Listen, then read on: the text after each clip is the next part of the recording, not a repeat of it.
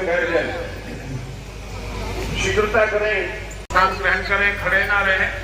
ये उधर वाले हाँ, एक व्यक्ति भी बैठा है, इससे अग्नि प्रज्वलित हो जाए बस। हाँ, किसी एक को बैठा हो, किसी एक को।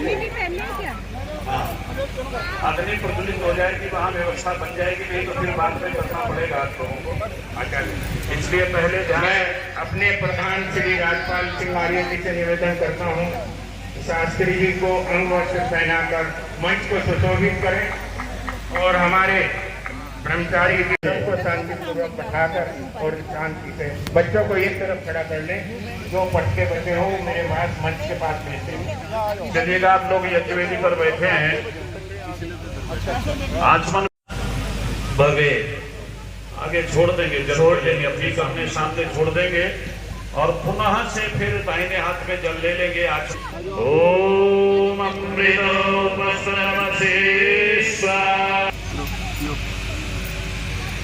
ओम अमृता पिधानमसे स्वाहा। तीसरी बार फिर लेंगे। ओम सत्यम यशः श्रीमय श्री श्रीयताम स्वाहा। अब इसी हाथ को धो लेंगे। संपूर्ण दुर्गुण दुर्व्यसन और दुखों को दूर कर दीजिए। जो कल्याणकारक गुण कर्म स्वभाव पदार्थ हैं वह सब को प्राप्त कीजिए। ओम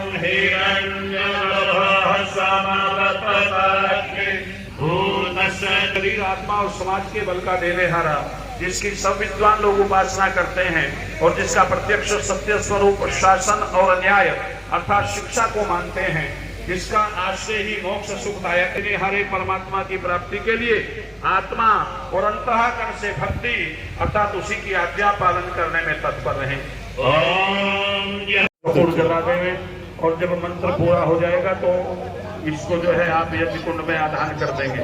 ओम भूर्भुवः स्वः भूम्ना पृथिवीर्वरिण्यः तस्यासे पृथिवी देव यजनि पृष्ठे अग्निमन्नादमन्नाद्यायादधे। यज्ञ कुंड में रखते मध्य में और कुछ एक आध व्यवस्था पर देखें जहाँ अग्नि ठीक से नहीं जलेगी वो जलाने का प्रयत्न करेंगे, कपूर आदि और दे देंगे।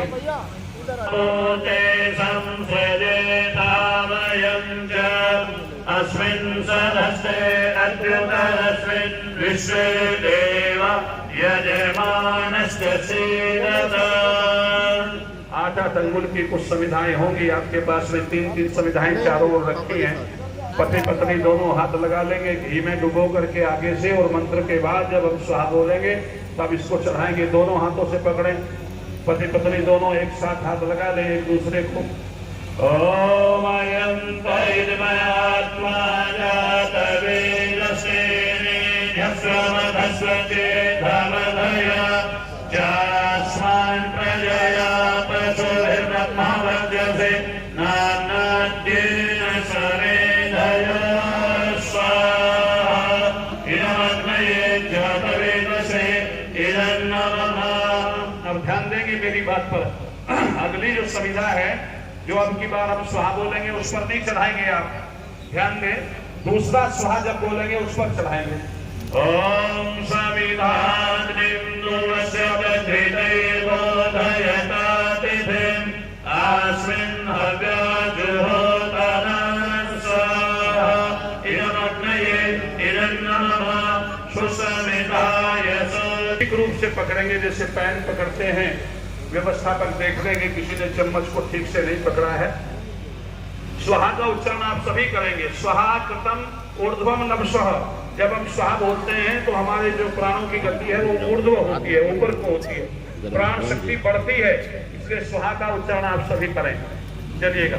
ओम इदमग्नये जातवेदसे इदन्नमः। ओम अयं तैर्मयात्मा जातवेदसे ध्यस्वमधस्वते धमधया जास्मान् प्रजया पशुभिर्ब्रह्मवर्चसे नानाद्येन समेधया स्वाहा। इदमग्नये जातवेदसे इदन्नमः। ओम अयं इदमात्मा जातवेदसे यस्ववनस्वचेतवर्धय चास्मां प्रजया पशुर्नमवर्त्यसे नानाद्येन समेधय स्वाहा इदमग्नये जातवेदसे इदं नमः ॐ अयं तैर्मयात्मा जातवेदसे यस्ववनस्वचेतवर्धय चास्मान् प्रजया पशुर्नमवर्त्यसे नानाद्येन समेधय स्वाहा इदमग्नये जातवेदसे इदं नमः ॐ अयं तैर्मयात्मा जातवेदसे यस्ववनस्वचेतवर्धय चास्मान् प्रजया पशुर्नमवर्त्यसे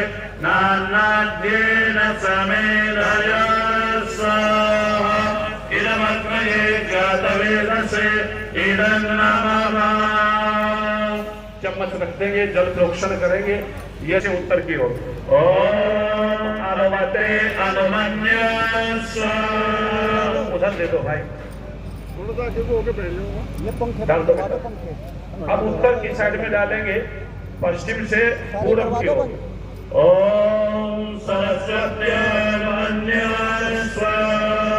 हम लोग तो यही कोने पे रख देंगे और जब मंत्र पूरा होगा तब इसी कोने से लेकर के चारों ओर एक दूसरे को देते हुए लोटा चारों ओर डालेंगे जब। ओम देव सविता प्रसूयजं प्रसूयजपतिं भराय दिव्यो केतपोकेतं नः पुनातु वाचस्पतिवाचं नः स्वरतो। डालेंगे चारों ओर, डालें ऐसे डालिएगा, बहुत अच्छे चलते रहे, एक दूसरे को देते रहे, जल्दी जल्दी डाल देंगे, आगे बढ़ेंगे, जल्दी करेंगे। डाल दे चारों तरफ, लोटा वहीं रख देंगे, दीपक जहाँ रखा जाता है ईशान कोण में यही रख देंगे लोटा जहाँ से आपने जल प्रारंभ किया था। अब चम्मच उठा लेंगे और पहली आहुति उत्तर में यज्ञवेदी के उत्तर भाग में दक्षिण से पश्चिम से पूरब की ओर अपने से आगे की ओर और फिर उसी हिसाब से देंगे हम दक्षिण में पश्चिम से पूरब की ओर। दो आहुतियां की उत्तर दक्षिण पश्चिम से पूरब की ओर, दो मध्य में। चलिए चम्मच उठा लेंगे। ओम अग्नये स्वाहा इदमग्नये इदं नमः ओम सोमाय स्वाहा इदं सोमाय इदं नमः ओम प्रजापतये स्वाहा इदं प्रजापतये इदं नमः ओम इंद्राय स्वाहा इदं इंद्राय इदं नमः। चलिएगा, ध्यान रखेंगे सामग्री जो पास में बैठे हैं वो सामग्री की भी आहुति देंगे और स्वाहा का उच्चारण भी आप लोग साथ साथ में करेंगे। सामग्री और घृत की इकट्ठी आहुति। ओम सूर्य ज्योतिर्ज्योति सूर्य स्वाहा ओम सूर्यो वृषो ज्योतिर्वृषः स्वाहा ओम ज्योति सूर्य सूर्यो ज्योति स्वाहा ओम सजुर्देवेन सविता सजुर्ससेन्द्रवत्या जुषाणः सूर्यो देवो स्वाहा ओम भूरग्नये प्राणाय स्वाहा इदमग्नये प्राणाय इदं नमः ओम भुवर्वायवे प्राणाय स्वाहा इदं वायवे प्राणाय इदं नमः ओम स्वादित्याय ज्ञानाय स्वाहा इदमादित्याय ज्ञानाय इदं नमः ओम भूर्भुवः स्वरग्निवायवादितेभ्यः प्राणापानव्यानेभ्यः स्वाहा इदमग्निवायवादितेभ्यः प्राणापानव्यानेभ्यः इदं नमः ओम आपो ज्योतिरसोऽमृतं ब्रह्म भूर्भुवः स्वाहा ओम यमेदं देवगणः इदमिन्द्राय इदं नमः। चलिएगा, सामग्री और घृत की आहुति देंगे। यज्ञोपरांत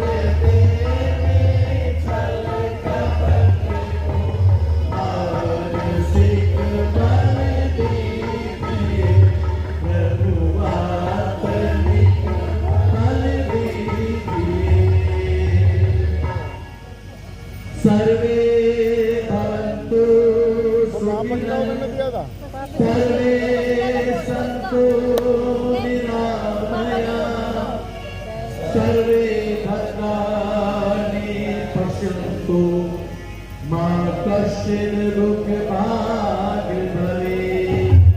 सबका भला करो भगवान, सबका भला करो भगवान। सबको दोए धोखा, जान सका सबकी दूर।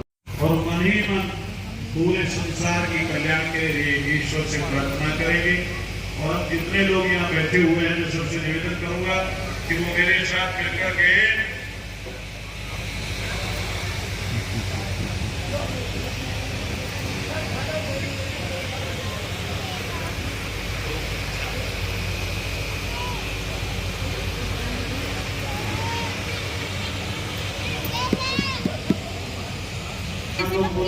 ओम सत्यः सन्तु सपनः सन्तु पूर्णः भवन्तु यजमानस्य कामाः हे ईश्वर।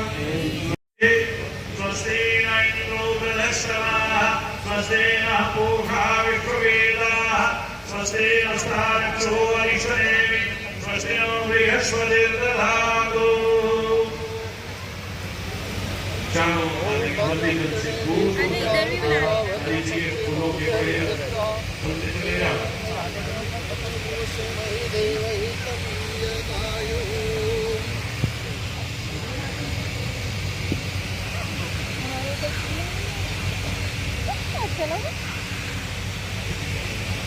जल्दी जल्दी करेंगे, चिंता करें।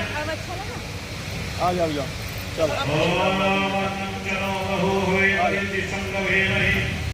दादा दादी का आशीर्वाद प्राप्त होता है और उनकी सेवा शुश्रूषा होती है। मैं समझता हूँ वे बड़े ही सौभाग्यशाली है। सुनिएगा कि किस्मत वालों को मिलता है माता पिता का प्यार, इनकी सेवा से मिलती इनकी सेवा से मिलती खुशियाँ अपार। किस्मत वालों को मिलता है माता पिता का प्यार, किस्मत वालों को मिलता है माता पिता का प्यार, इनकी सेवा से मिलती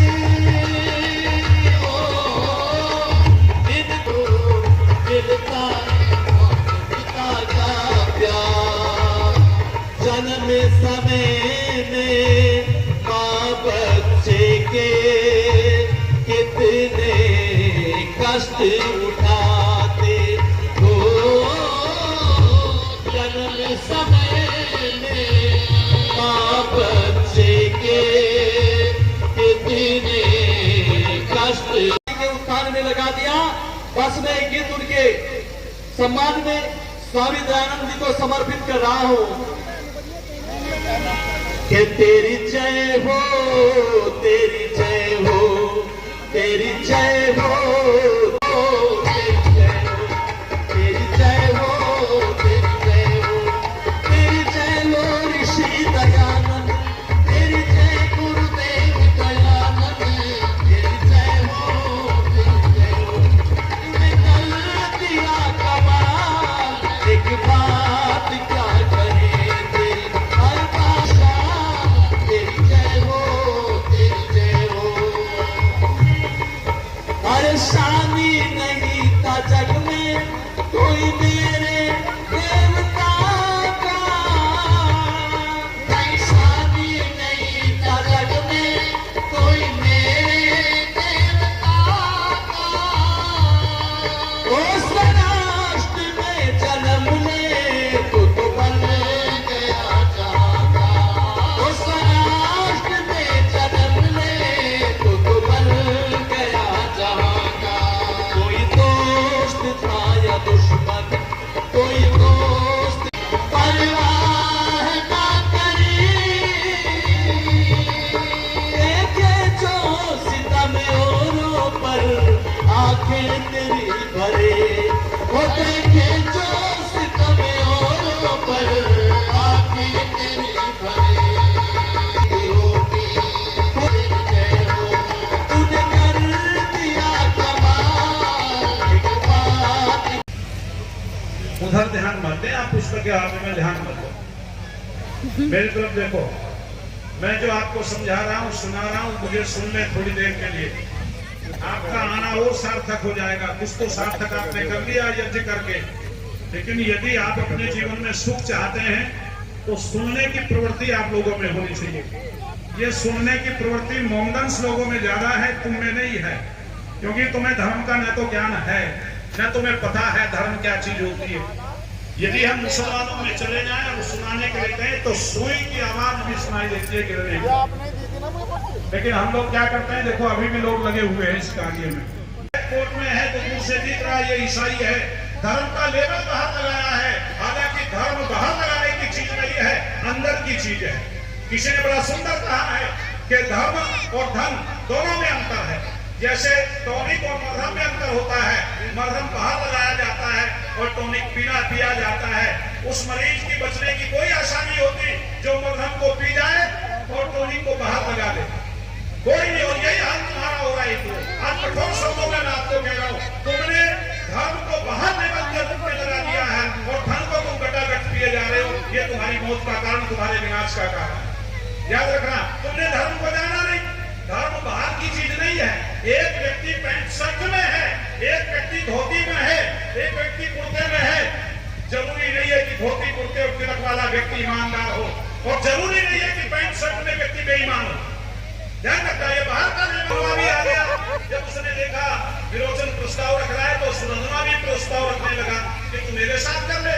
उसने कहा तेरे से भी विवाह नहीं कर सकती, क्योंकि जितनी मोहब्बत मैं तुझसे करती हूँ उतनी ही विरोध अटैक हो गया पंडित जी। उसने देखा था 5 लाख की निकली, आधे मिलेंगे 2.5 लाख की नहीं पड़ रहे, तो डायरेक्ट किसी बात को फैलने में भी अंतर पड़ जाता है। तो प्रहलाद ने डायरेक्ट नहीं कही वो बात, बल्कि कैसे कही कि मुझसे तेरे पिता से सुधनवा का पिता श्रेष्ठ है और तेरी माता से सुधनवा की माता श्रेष्ठ है, इसीलिए हे विरोचन तेरे से सुधनवा श्रेष्ठ है। जब ये शब्द कहे तो सुधनवा ने पास खड़े सिपाही की तलवार खींच ली, क्योंकि शर्त थी कि जीतने वाला हारने वाले का सर काट देगा। और जब तलवार खींची तो प्रहलाद खड़े हो गए सिंहासन से और उसने कहा, हे ब्राह्मण, मैं ये पूछना चाहता हूं ये ब्राह्मण के कितने गुण होते हैं? तो सुधनवा कहता है ब्राह्मण के 6 गुण होते हैं। कौन कौन से? वेद का पढ़ना और पढ़ाना, यज्ञ का करना और कराना, दान का लेना और देना। जब ये शब्द कहा कि दान का देना और देना, तो प्रहलाद कहता है, हे ब्राह्मण, क्या तुम दान दे सकते हो? उसने कहा, राजन, जो लेना जानता है वो देना भी जानता है, इसलिए बोलो तो सही तुम्हें क्या चाहिए। राजा ने अपना पत्ता फैलाया और धीरे से कहा, मैं अपने पुत्र के प्राणों की भिक्षा तुमसे मांगता हूँ। सुधनवा ने तलवार फेंक दी और कहा, राजन, तेरे मांगने से मैं ये दान नहीं दे रहा हूँ, तेरे मांगने से ये तूने धर्म की रक्षा की है, न्याय किया है, और ये रक्षित किया हुआ धर्म तेरे पुत्र की रक्षा कर रहा है, इसलिए जाओ मैं इसको प्राण दान देता हूँ। ये कहता है कि धर्म की रक्षा की है तुमने, इसलिए तेरे बेटे को मैं प्राण दान दे रहा हूँ। धर्म की रक्षा के लिए तेरे बेटे की रक्षा हो गई है। यदि तुम धर्म की रक्षा ना करते तो आज ये मरा हुआ धर्म तुमको मार देता। इसलिए याद रखो हिंदुओं कि तुम्हें यदि जीवित रहना है तो धर्म को समझना पड़ेगा, धर्म को जानना पड़ेगा। क्यों? क्योंकि बिना धर्म के सुख की प्राप्ति नहीं होती है। और धर्म कहाँ मिलेगा? आपको पता है धर्म कहाँ मिलेगा? वेदो अखिलो, एक मंत्र आपके बीच में रख रहा हूं ताकि आपको पता चले। ध्यान से सुनना बस। क्या बोलने में कठोरता लगती है?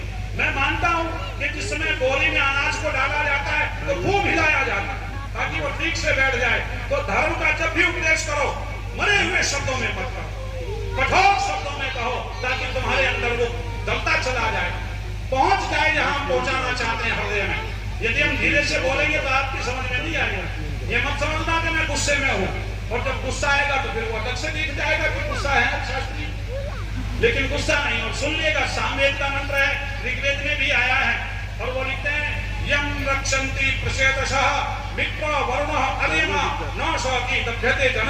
क्योंकि वेद का प्रचार, हिंदुओं ध्यान से सुनो तुम लोग, यदि तुमने गीता को धर्म ग्रंथ माना तो तुम्हारा पतन निश्चित है।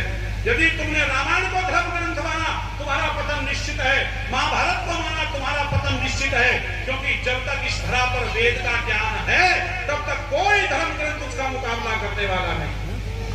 वेद ही हमारा धर्म ग्रंथ है। गीता तो भगवान कृष्ण का बोलो उपदेश है, धर्म ग्रंथ नहीं है, वो उपदेश है। रामायण एक इतिहास है, वो धर्म ग्रंथ नहीं हो सकता। इसलिए धर्म ग्रंथ वो है जिसमें जीवनचर्या का पूरा सामान उपस्थित हो, उसको धर्म ग्रंथ कहते हैं। और ये वेद में है। वेद क्या कहता है? यम रक्षन्ति प्रचेतसः, सुनो कान खोल करके, कि जो व्यक्ति बुद्धिमानों की संगति में रहता है न सौ की दभ्यते जनः, ऐसे व्यक्ति पर कभी आपत्ति नहीं आती, और आती है तो बोलो टल जाती है, आती है तो टल जाती है। जो व्यक्ति बुद्धिमानों की संगति में रहता है ऐसे व्यक्ति पर आपत्ति नहीं आती है। बुद्धिमान कौन होता है? चोर भी बुद्धिमान होता है, जुआरी भी बुद्धिमान होता है, शराबी भी बुद्धिमान होता है।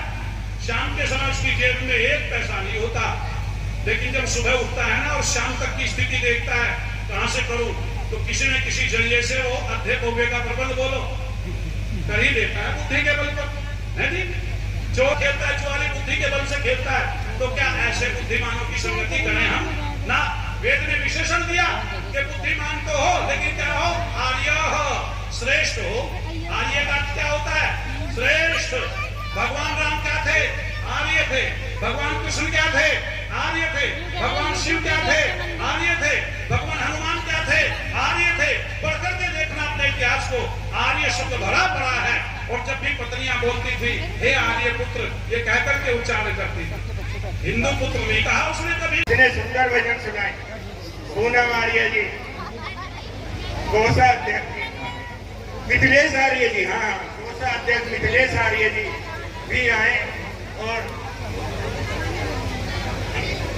अमिता आर्य जी भी इस सहयोग में स्वागत करेंगे। अमिता आर्य जी भी आए। पीड़ित परिवारों तक उनकी जरूरतों को पहचाना ये ट्रस्ट कार्य करता है।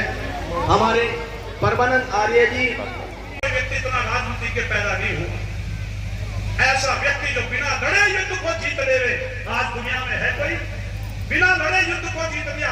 विराट में सभा हो रही है, विराट नगर में जो नेपाल में है, सारे छिप करके नहीं तो रहे पांडव विराट नगर में। बाद में सभा हुई कि युद्ध होगा, कृष्ण भगवान भी पहुंचे, बलराम भी पहुंचे, लेकिन जब जब युद्ध की बात आती थी तो बलराम खड़े हो जाते थे और कहते थे दुर्योधन की गलती नहीं है। सुनो हिंदू, दुर्योधन की गलती नहीं है, गलती युधिष्ठिर की है। क्यों? जब ये जानता नहीं था इसमें जुआ तो खेला, जब ये जुआ खेलना जानता नहीं है। जब बलराम ने ये कई बार शब्द कहे तो कृष्ण जी समझ गए, भगवान कृष्ण ने समझ लिया कि यदि युद्ध हुआ तो बलराम दुर्योधन के पक्ष में लड़ेगा, और यदि दुर्योधन के पक्ष में बलराम चला गया तो कोई हराने वाला नहीं है। और तभी खड़े होकर के घोषणा कर दी उस विद्वान ने, उस विधिज्ञ ने घोषणा की कि सुनो युद्ध में भाग नहीं लेंगे लेकिन हथियार नहीं उठाएंगे। जब बलराम ने यह सुना कि कृष्ण कह रहा है हथियार नहीं उठाऊंगा, तो बलराम कहता लड़ेगा नहीं, किसी की तरफ से उसने कहा नहीं हम नहीं लड़ेंगे, हम हथियार नहीं उठाएंगे। तो बलराम कहता हम तीर्थ यात्रा को जा रहे हैं। अरे बिना युद्ध के एक महान योद्धा को जीत लिया, इतना विद्वान व्यक्ति, और आज हमने लचकैया बना दिया उसे, आज हमने माखन चोर बना दिया, गोपियों में नाचने वाला बना दिया। उसकी नीति को समझाओ। मैं 3 व्यक्तियों को प्रणाम करता हूँ। पहले है कृष्ण भगवान जिनको मैं नमन करता हूँ। अपना कुछ नहीं बनाया दुनिया में, सब कुछ दूसरों के लिए तो दिया। कंस को मारा, उग्रसेन को राजा बना दिया, जरासंध को मारा, उसके बेटे को राज्य दे